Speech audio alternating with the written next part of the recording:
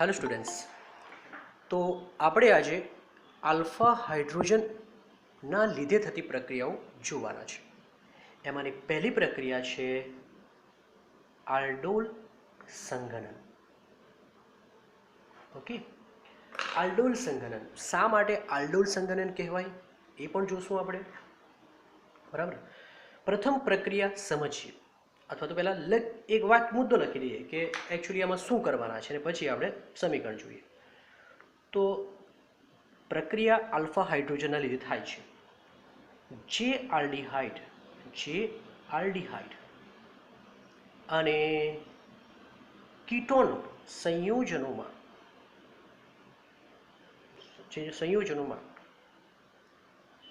ઓછામાં ઓછો એક આલ્ફા હાઇડ્રોજન હોય, બરાબર ને, ઓછામાં ઓછો એક આલ્ફા હાઇડ્રોજન હોય તેને મંદ બેઝ ઉદ્દીપકની હાજરીમાં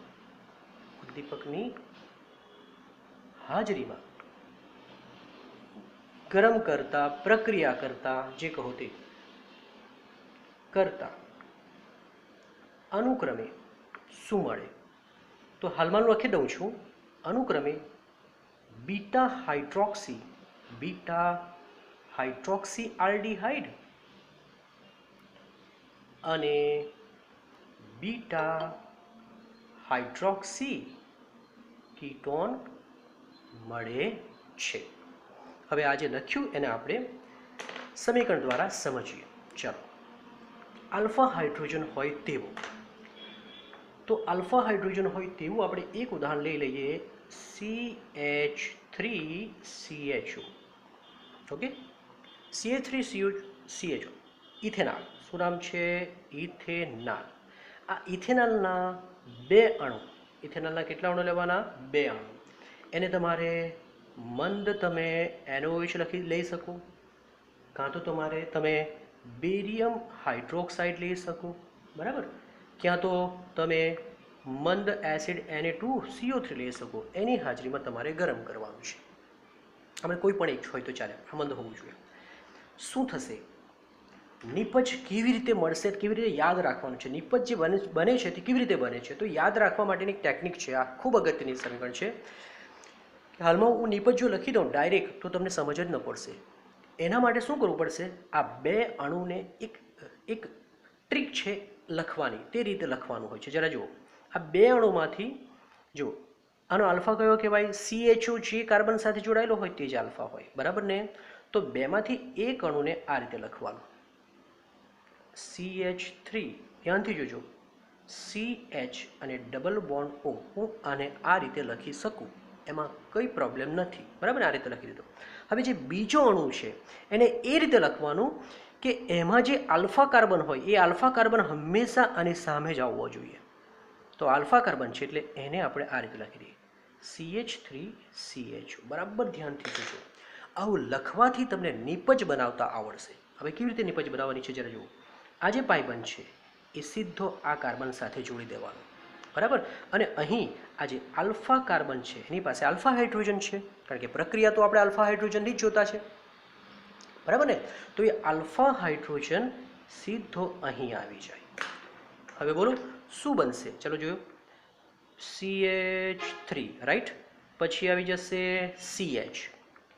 બોલો, અહીં આ પાઇબંધ અહીંયા ચાલી ગયો એટલે અહીંયા બની જવાનો એક બંધ, બરાબર? અને O છે, અહીંથી H અહીં આવે એટલે આ બની જશે OH, અને CH3માંથી અહીંયા રહી જવાના CH2, અને બાકીનું જેમનું છે તેમનું તેમ. આનું નામ આપણે સામાન્ય નામકરણ કરીશું. તો જરા જુઓ, પહેલાં સામાન્ય નામકરણ કરીશું. આ CHO ક્રિયાશીલ સમૂહ જેની સાથે જોડાયેલો હોય તેને આલ્ફા, તેની બાજુનો બીટા હોય છે, બરાબર? તો હવે બીટા પર OH છે માટે એને લખીશું બીટા હાઇડ્રોક્સી, બરાબર? Beta hydroxy. અને 1 2 3 અને 4 કાર્બન છે માટે એનું નામ થશે બ્યુટરાલ્ડીહાઇડ. આ એનું સામાન્ય નામ થઈ ગયું. IUPAC નામકરણ કરવું હોય તો આપણે 1 2 અને 3 કરવું પડે. તો તેવા કિસ્સામાં 3 હાઇડ્રોક્સી 1 2 3 એટલે 4 એટલે બ્યુટેનાલ એનું આઈયુપીએસી નામ થઈ જશે. તો જો આપણે અહીં લખેલું શું હતું? બીટા હાઇડ્રોક્સી આલ્ડીહાઇડ અને બીટા હાઇડ્રોક્સી કીટોન મળે છે. હે, તો બની ગયો ને બીટા હાઇડ્રોક્સી. બીટા હાઇડ્રોક્સી મતલબ કે ક્રિયાશીલ સમૂહના આલ્ફા અને બીટા કાર્બન પર જ OH સમૂહ હોય. હવે અગાડી આ પ્રક્રિયા પૂરી નથી થઈ. અગાડી આ પ્રક્રિયા પરિસ્થિતિમાં એને ગરમ કરવામાં આવે તો જુઓ પાણીનો અણુ દૂર થાય. હું અહીં લખી જ દઉં છું -H2O. તમે કહેશો H2O ક્યાંથી આવે? તો સાંભળો બરાબર. આ જે OH છે અહીંથી OH મળશે અને આલ્ફા કાર્બન પરથી એક H લઈ લઉં, જે પાણી બનીને નીકળી જશે એટલે ફાઇનલ નીપજ તમારી અહીંયા મળશે. અને તે નીપજ આ હશે CH3 CH, પછી CH2 માંથી એક H તો નીકળી ગયો માટે CH જ રહેશે અને પછી આવશે CHO. આ કાર્બનની સંયોજકતા પૂરી કરવા માટે આપણે ડબલ બોન્ડ લખવું પડશે એટલે ફાઇનલ નીપજ આપણી આ મળે. નંબરિંગ કરો 1 2 3 4 તો નામ આવશે બ્યુટ, પછી 2 પર ઇન છે માટે ઇન અને 1 પર આલ છે માટે આ થઈ ગયું. શું થઈ ગયું બોલો? બ્યુટ 2 ઇના. તો આ એક પ્રક્રિયા થઈ ગઈ. બીજી એક પ્રક્રિયા જોઈએ. હવે આને આલ્ડોલ સંઘનન કેમ કહેવામાં આવે તે આપણે જોઈએ. જો આ જે નિપજ મળે છે તેમાં આલ્ડીહાઇડ સમૂહ પણ છે અને આલ્કોહોલ સમૂહ પણ છે. હે, આલ્ડીહાઇડ સમૂહ પણ છે અને આલ્કોહોલ સમૂહ પણ છે માટે આલ્ડીહાઇડમાંથી આલ્ડ લઈ લીધો અને આલ્કોહોલમાંથી ઓલ લઈ લીધો અને ભેગા કરી દીધા એટલે બની ગયું શું? આલ્ડોલ સંકલન. ઓકે, ચાલો બીજી એક પ્રક્રિયા જોઈએ. આ વખતે આપણે એક કીટોન લઈશું. જેમ કે આપણે લઈ લઈએ CH3CO CH3 બે અણુ. સેમ સરખી જ પ્રક્રિયા પરિસ્થિતિ. આ જ પ્રક્રિયા પરિસ્થિતિમાં એને ગરમ કરીએ. હવે ફરી પાછું નિપજ શું બનશે એ જાણવા માટે આપણે આ બે અણુને લખતા આવડવું જોઈએ, જે આપણે અહીં લખી બતાવ્યું. ચલો ફરી પાછા જો આને કેવી રીતે લખું છું ધ્યાનથી જોજો. તો CH3 પછી C ડબલ બોન્ડ O. હવે આ આપણને જોઈએ તો આ CH3 આપણને નડે છે વચ્ચે, અહીં ન લખી શકાય, એને આપણે ઉપર ચડાવી દઈએ. બરાબર ને, ઉપર લખી દીધો જેથી કરી આપણને બંધ બનાવવામાં પ્રોબ્લેમ ન આવે. તો એક અણુને આ રીતે લખવાનો અને બીજા અણુનો આલ્ફા, ચલો આની બાજુનો જ આલ્ફા કહેવાય, આની બાજુનો આલ્ફા કહેવાય, તો તે આલ્ફા કાર્બન એની બાજુમાં જ હોવો જોઈએ. આ રીતે. હવે શું કરવાનું? આ પાઇબંધને તોડીને આની સાથે અને આનો H આને આપી દેવાનો, જે ઉપર કર્યું તે જ. તો હવે નિપજ મળી જશે. બોલો નિપજ શું મળશે? CH3 બરાબર, પછી C ઉપર આવી ગયો CH3, અહીં આવી ગયો OH, આ સિંગલ બંધ, અહીંયા CH3 હતા તેની જગ્યાએ CH2 કારણ કે H તો અહીંયા આવી ગયો ને, અને પછી CO અને CH3. ઓકે, આનું પણ નામકરણ કરીશું આપણે. તો તમે જોશો કે આઈયુપીએસી નામ જ લખવાના છે. એકવાર આપણે બતાવી દીધું કે બીટા હાઇડ્રોક્સી જ હોય, કારણ કે જો ને આની બાજુનો આલ્ફા કહેવાય ને આ બીટા કહેવાય, તો બીટા પર જ હોય એટલે એને બીટા હાઇડ્રોક્સી આલ્ડીહાઇડ કાં તો બીટા હાઇડ્રોક્સી કીટોન કહેવાય. બરાબર. હવે નંબરિંગ કરીએ 1 2 3 4 અને 5. જો 4 પર મિથાઇલ છે એટલે પહેલાં તો આપણે 4 મિથાઇલ લખી શકીએ કાં તો 4 હાઇડ્રોક્સી લખી શકીએ. બરાબર, એકચ્યુઅલી H પહેલાં આવે તો આપણે હાઇડ્રોક્સી પહેલાં લખીશું. 4 હાઇડ્રોક્સી, પછી 4 મિથાઇલ અને પછી 1 2 3 4 5 એટલે પેન્ટેન અને બીજા નંબર પર છે એટલે 2 ઓન. ક્લિયર થયું કે આ રીતે આપણને આલ્ડોલ સંઘનન દ્વારા નિપજ મળે. અને ફરી પાછા આને જો પાણીનો અણુ દૂર કરવામાં આવે, બરાબર, આપણે જોઈ ગયા ને પાણીનો અણુ દૂર કરવાનો છે, ક્યાંથી થશે બોલો? અહીંથી OH અને અહીંથી જ H, આલ્ફા પરથી જ H, કારણ કે પ્રક્રિયા જ આલ્ફા હાઇડ્રોજનની છે. તો ફાઇનલ નિપજ આપણને મળશે CH3, પછી C ઉપર આવશે CH3, અહીં આવી ગયો ડબલ બોન્ડ, એક H નીકળી ગયો એટલે ખાલી CH રહેશે અને CO અને CH3, જેનું નામ થશે 1 2 3 4 અને 5. 4 પર મિથાઇલ છે માટે 4 મિથાઇલ, 5 કાર્બન એટલે પેન્ટ, અને 3 ઇન અને 2 કીટોન હોવાથી ઓન. તો આ પ્રક્રિયાને કહેવાય આલ્ડોલ સંઘનન પ્રક્રિયા. બરાબર. ફરી પાછા આલ્ડોલ નામ શા માટે આપેલું છે? કારણ કે અહીં બે ક્રિયાશીલ સમૂહ છે, આલ્ડીહાઇડ પણ અને કોણ?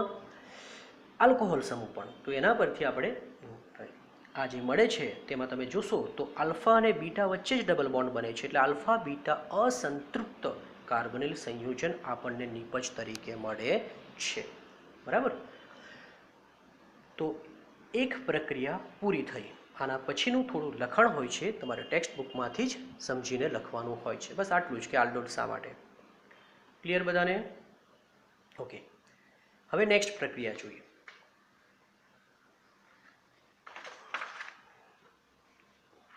ચાલો.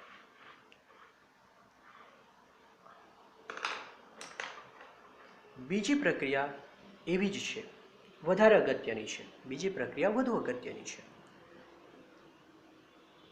બરાબર. બીજી પ્રક્રિયા છે ક્રોસ આલ્ડોલ. ક્રોસ આલ્ડોલ સંઘનન પ્રક્રિયા. આલ્ડોલ જેવું જ હોય છે, પરંતુ આલ્ડોલમાં આપણે કેવું કીધું? બંને આલ્ડીહાઇડ લીધા તો બંને સમાન જ હતા, કીટોન લીધા તો બંને કીટોન પણ સમાન જ હતો. મતલબ કે સમાન આલ્ડીહાઇડ અને સમાન કીટોનના બે અણુ વચ્ચે પ્રક્રિયા થાય તો તેને આલ્ડોલ કહેવામાં આવે. પરંતુ હવે આલ્ડીહાઇડના બંને અણુ અથવા તો આલ્ડીહાઇડ અને કીટોન હોય, અલગ અલગ હોય તો શું? તો જો બંને પરમાણુ જુદા જુદા હોય તો તેને કહેવાય ક્રોસ આલ્ડોલ સંઘનન પ્રક્રિયા. તો એવું લખી શકાય કે બે આલ્ડીહાઇડ, બે જુદા જુદા આલ્ડીહાઇડ અથવા એક આલ્ડીહાઇડ અને બીજો કીટોનની મંદ બેઝની હાજરીમાં સંઘનન કરતા કુલ 4 નિપજ મળે. હવે કેવી રીતે 4 નિપજ મળે એ આપણે જોઈએ. પેલામાં તો ફક્ત ને ફક્ત એક જ નિપજ હતી, આમાં 4 નિપજ મળશે. બરાબર. કેવી રીતે 4 નિપજ મળે એ આપણે સમજીએ. આ ખૂબ અગત્યનું છે. ઓકે. અહીં ધ્યાનથી જુઓ. આપણે એક અણુ લઈ લઈએ CH3CHO, એનો મતલબ કે ઇથેનોલ લઈ લીધો. અને બીજો અણુ આપણે ક્યાં તો આલ્ડીહાઇડ બીજો લઈ શકીએ, કાં તો કીટોન લઈ શકીએ. તો આપણે કીટોન લઈ લઈએ CH3COCH3. બરાબર. આ રીતે આપણે લઈ લીધું. ઓકે. તો એક ઇથેનોલ છે અને એક પ્રોપેનોન છે. બરાબર. હવે આ બંનેનું જ્યારે સંઘનન કરવામાં આવે, ધ્યાનથી જોજો, સંઘનન કરવામાં આવે તો શું થાય? તો કુલ 4 નિપજ મળે. એમાંથી 2 જે નિપજ મળે એ એકચ્યુઅલી સ્વયં સંઘનન દ્વારા મળે. સમજાવું છું. સંઘનન. અને બીજી જે 2 મળે એ ક્રોસ સંઘનન દ્વારા મળે. સ્વયંનો મતલબ થાય કે આ આલ્ડીહાઇડના અણુનું એની સાથે જ સંઘનન, જે આપણે હમણાં આલ્ડોલ સંઘનનમાં જોઈ જ ગયા. આ કીટોનના અણુનું એની સાથેનું સંઘનન, જે પણ આપણે જોઈ ગયા.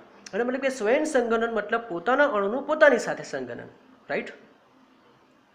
જ્યારે ક્રોસનો મતલબ થાય કે એકબીજા સાથે સંઘનન. ઓકે. ચાલો. પ્રથમ આપણે સ્વયં સંઘનનની નિપજ લખીએ ને પછી ત્યારબાદ ક્રોસની નિપજ લખીશું. જરા જુઓ. આપણે લખતા આવડવું જ જોઈએ. તમને લખતા આવડવું જ જોઈએ. કેવી રીતે લખવાનું છે આને કેવી રીતે લખતા હતા? જો આ બંને વચ્ચે આના જ 2 અણુ વચ્ચે સંઘનન કરવાનું હોય તો કેવી રીતે લખતા હતા? તો CH3 યાદ છે ને, CH ડબલ બોન્ડ O, પછી પછી એનો આલ્ફા કાર્બન જ એની સાથે હોવો જોઈએ, બરાબર. તો આ સ્વયં થયું, તો એ આપણે અહીં લખીશું. શું હતું? આ પાઈ બંધ અહીં જશે અને એચ અહીં આવશે. એટલે પહેલી નિપજ તમારી બનવાની કઈ? પહેલી નિપજ બનશે CH3 CH, અહીં OH, અને આ બની ગયો CH2 CHO. ક્લિયર થયું? હવે આનું આની સાથે કરું, બરાબર. આનું આની સાથે કરું તો એને બી લખતા આવડવું જોઈએ. કેવી રીતે લખતા હતા? CH3 પછી C ડબલ બોન્ડ O. આપણને આ વચ્ચે નડે તો આપણે એને ક્યાં લખતા હતા? આપણે એને ઉપર મૂકી દેતા હતા, બરાબર ને. અને બીજો અણુનો આલ્ફા હાઇડ્રોજન જ એની સામે હોવો જોઈએ. યાદ રાખજો, આ અને આલ્ફા એટલે કાર્બોનિલ કાર્બન અને આલ્ફા કાર્બન જ સામસામે હોવા જોઈએ, બરાબર. વચ્ચે જે બી નડતું હોય તેને ઉપર નીચે મૂકી દેવાનું, બરાબર. ફરી પાછું શું થવાનું? બોલો. આ જશે અહીં ને આ જશે અહીં. તો નિપજ તરીકે બીજી નિપજ શું મળી? બીજી નિપજ મળે છે તમને CH3. C ઉપર CH3, નીચે OH, બરાબર. પછી CH2 CO અને CH3. ઓકે, બરાબર. આ રીતે. ઓકે, ચાલો. આ આપણી નિપજ નથી, નિપજ તો છે પણ આ નથી મેળવવાનું. આપણે તો એક્ઝામમાં ખાલી પેલી ડબલ બોન્ડવાળી જ લખવાની હોય, તો પછી તે કેવી રીતે બને? તો જ્યાં સુધી આ ન આવડે ત્યાં સુધી તે ન આવડે. એનો મતલબ કે આના પછી, એટલે કે આના પછીનું આની સાથે આપણે ડેલ્ટા કરી -H2O કરીએ તો આપણને બંને નિપજ મળી જશે, બરાબર. જેમ કે બોલો, અહીંથી શું દૂર થશે? OH, અને અહીંથી H. તો નિપજ શું મળવાની? ફાઇનલ નિપજ શું મળશે? નિપજ મળશે CH3 CH double bond CH અને CHO, રાઈટ. જ્યારે આમાં અહીંથી OH અને અહીંથી H દૂર થશે તો નિપજ મળશે CH3 ઉપર CH3 ડબલ બોન્ડ CH અને CO અને CH3. ઓકે, તો આ રીતે નિપજ. નામ આપણે જોઈ ગયા છે, આપણે નામ એના લખી ગયા છે. આગળ લખવું હોય તો પાછા લખી શકાય, બરાબર. શું નામ હતું આનું? બ્યુટ 2 ઇનાલ. અને આનું નામ શું હતું? 4 મિથાઇલ. પછી પેન્ટ 3 ઇન અને 2 ઓન આનું નામ હતું. તો આ આપણી મુખ્ય નિપજ કહેવાય. આપણે એક્ઝામમાં આ જ લખવાનું હોય છે. ચાલો, હવે આ તો ક્લિયર થયું. હવે આપણે ક્રોસ પર આવી જઈએ. ક્રોસ ખૂબ અગત્યની છે. ક્રોસમાં કેવું છે કે એકવાર આને પહેલાં લખવાનું અને બીજી વાર આને. એનો મતલબ એમ થશે કે જો અહીં લખું છું, આ પેન્સિલથી લખું છું સમજાવવા માટે, કે પ્રથમ જો હું CH3 ઇથેનોલને પહેલાં લખું તો મારે ઇથેનોલ આ રીતે લખવો પડે, ડબલ બોન્ડ O, રાઈટ કે નહીં? રાઈટ. અને પછી આ એની બાજુમાં લખીએ તો એનો આલ્ફા એની સામે જ હોવો જોઈએ. એનો આલ્ફા એની સામે, એનો મતલબ કે CH3 CO CH3 જ હોવો જોઈએ. તો તેવા કિસ્સામાં શું થવાનું? શીખી ગયા છે. આ પાઈ બન જશે ઉપર અને H આવવાનો અહીં, એટલે એ નિપજ આપણે અહીં લખીશું. ચલો બોલો જો. CH3 OH પછી CH2 CO અને CH3, બરાબર, અને CH3.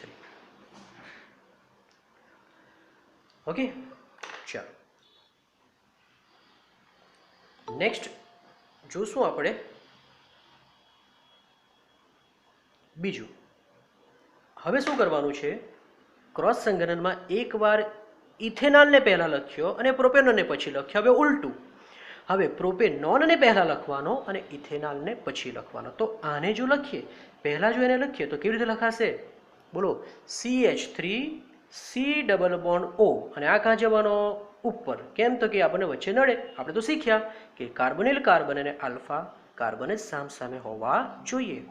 અને હવે પેલાને તો બેઠો ને બેઠો લખી દેશું કારણ કે તેમાં તો આલ્ફા જ છે. બોલો શું થશે? ભાઈબંધ ઉપર જવાનો અને એચ નીચે આવવાનો. બંનેની નિપજ, બોલો આની નિપજ શું બનવાની? આની નિપજ બનશે CH3 ઉપર CH3 નીચે OH. અહીં શું આવશે? અહીં CH2 અને CHO, રાઈટ. અને પછી એને ગરમ કરવામાં આવે તો એમાંથી પાણી અણુનો અણુ દૂર થાય એટલે ડેલ્ટા લખીશું, -H2 લખીશું અને પાણીનો અણુ અહીંથી OH, અહીંથી H, અહીંથી OH, અહીંથી H. બોલો ફાઇનલ નિપજ શું આવશે? આમાંથી શું મળશે? CH3C H બાકી CH double bond CH CO અને CH3. જ્યારે પેલામાંથી નિપજ શું મળશે? CH3 ડબલ બોન્ડ, બરાબર, CH CO CH3. ઓકે. તમે કહેશો સર આટલું બધું લખવાથી શું નિપજ જુદી જુદી થઈ ગઈ? તો હા, તમે જુઓ નામકરણ કરો એટલે તમને ખબર પડી જશે. આનું નામકરણ થશે 1, 2, 3, 4 અને 5. તો આનું નામકરણ થશે પેન્ટ, પછી 3 ઇન અને 2 ઓન. જ્યારે આનું નામકરણ કરશો તો 1, 2, 3, 4, 5. 4 પર મિથાઇલ છે માટે 4 મિથાઇલ. પછી સોરી, અહીંયા મિસ્ટેક થઈ આપણી, અહીં જરા મિસ્ટેક છે. CH2 અહીંયા CHO, અહીં આવશે CHO. અહીંયા ફક્ત ને ફક્ત શું બન્યો? CHO, બરાબર, આમ લખીશું CHO. તો નંબરિંગ થશે 1, પછી આ 2 આપણું કેન્સલ, 2, 3 અને 4, બરાબર, આમ થશે. તો નામ થશે 3 મિથાઇલ. નામ શું થવાનું? 3 મિથાઇલ. અને કાર્બન 4 છે માટે બ્યુટ. 2 ઇન અને આ લગાવીએ એટલે 2 ઇન આવે. તો આ આપણી નિપજ થઈ. હવે એક્ઝામમાં શું લખવાનું આવે છે? એક્ઝામમાં તમારે આ લખવાનું હોય છે, આ લખવાનું હોય છે, આ લખવાનું હોય છે ને આ લખવાનું હોય છે. પણ એ ત્યારે આવડે જ્યારે તમને આ બનાવતા આવડે, અને એ પાછું ત્યારે આવડે જ્યારે તમને આ રીતે લખતા આવડે. એટલે આ ખૂબ અગત્યનું છે. હવે આ તો થઈ ક્રોસ આલ્ડોલ. હવે ક્રોસ આલ્ડોલમાંથી 4 નિપજ મળે. 4 નિપજને એમ જોવા જાય તો અલગ કરવું બહુ મુશ્કેલ કામ છે. અલગ કરવું ખૂબ મુશ્કેલ કામ છે. એટલે આ પ્રક્રિયાનો ઔદ્યોગિક રીતે એટલો ઉપયોગ નથી. આ પ્રક્રિયાનો ઔદ્યોગિક રીતે એટલો ઉપયોગ નથી. પરંતુ એની એક ખાસિયત છે, અને ખાસિયત આપણે લખીશું. એ ખાસિયત શું છે કે જો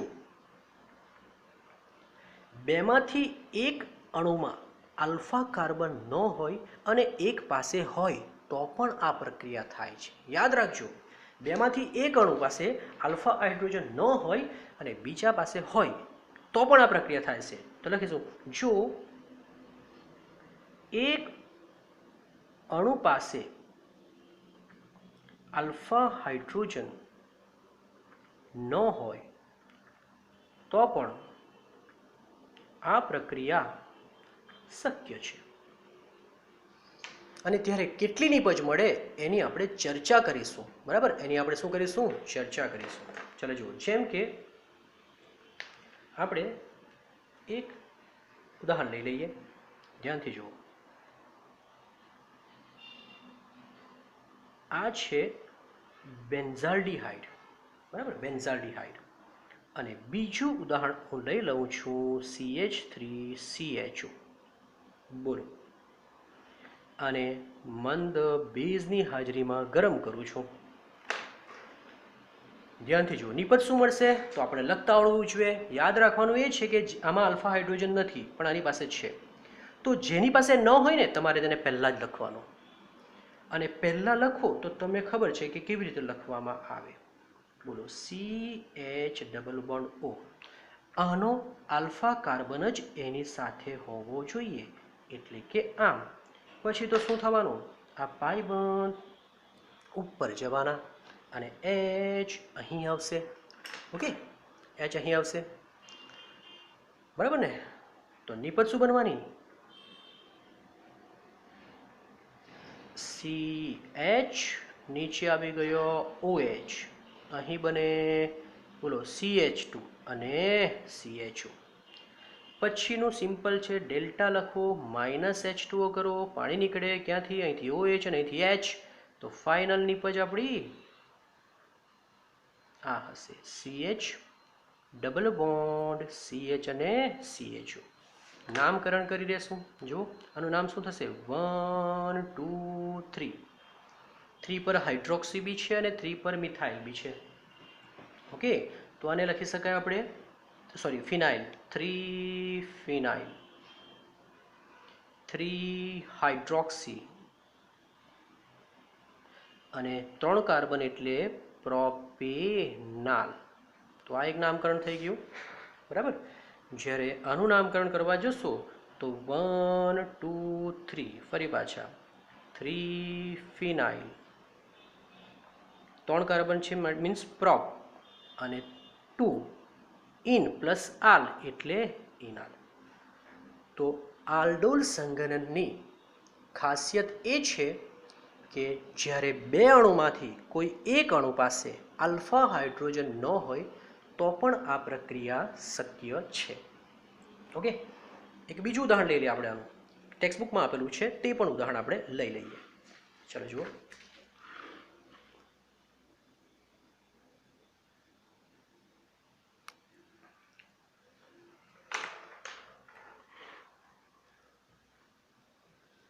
ઓકે, ટેક્સ્ટબુકનું ઉદાહરણ લઈએ તો આ બેન્ઝાલ્ડિહાઇડ છે અને આ એસિટોફિનોન છે, COCH3. તમે જોશો તો આની પાસે આલ્ફા કાર્બન તો છે પણ હાઇડ્રોજન નથી, જ્યારે આની પાસે 2 આલ્ફા કાર્બન છે અને તેમાંથી એક પાસે હાઇડ્રોજન છે, બરાબર. એક પાસે શું છે, હાઇડ્રોજન છે. જ્યારે આને મંદ બેઝની હાજરીમાં ગરમ કરવામાં આવે, મંદ બેઝની હાજરીમાં શું કરવામાં આવે, ગરમ કરવામાં આવે, તો પ્રથમ આપણે એને લખીશું. કેવી રીતે, બોલો. મેં શું કહ્યું કે આલ્ફા હાઇડ્રોજન ન હોય તેને તમારે પ્રથમ જ લખવાનો, CH ડબલ બોન્ડ O. જ્યારે આનો આલ્ફા કાર્બન આ છે તો એ એની સામે હોવો જોઈએ, એનો મતલબ કે એને CH3CO આ રીતે લખાશે. પછી તો સરળ છે, આ પાઈ બંધ અહીંયા જશે, આ H અહીં આવશે, એટલે નિપજ તમને આવી મળશે, CHOH સિંગલ બંધ, CH2 CO અને આમ હશે. ઓકે, અને જો એને તમે ગરમ કરશો, પાણીનો અણુ દૂર થાય તો અહીંથી OH અને અહીંથી H, એટલે ફાઇનલ નિપજની વાત કરીએ તો CH double bond CH CO અને આમ હશે. આનું નામકરણ અહીંથી થાય 1 2 3. 1 અને 2 પર બંને પર ફિનાઇલ ફિનાઇલ છે, એટલે 1 અને 3 પર ડાયફિનાઇલ. 3 કાર્બન છે માટે પ્રોપ, 2 ઇન અને 1 પર ઓન છે માટે 1 ઓન. તો આ નિપજ મળે છે. ઓકે, તો આ ખૂબ અગત્યની પ્રક્રિયા થઈ છે.